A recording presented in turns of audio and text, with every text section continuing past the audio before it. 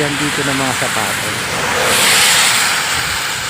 Itong Maritime Shorts for Sports.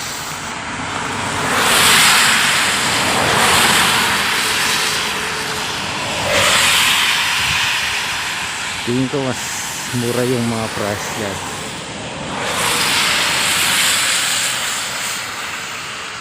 Tumagsiyak yung snow ngayon. Araw na to. Mag-snow na naman. Dito lang yan sa New Brunswick, Canada, sa Atlantic Provinces.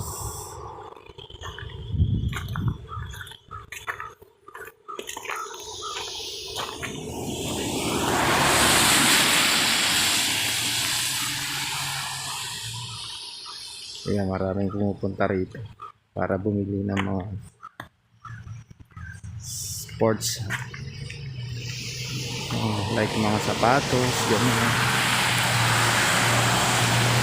Pero next time na tayo papasok. Yan.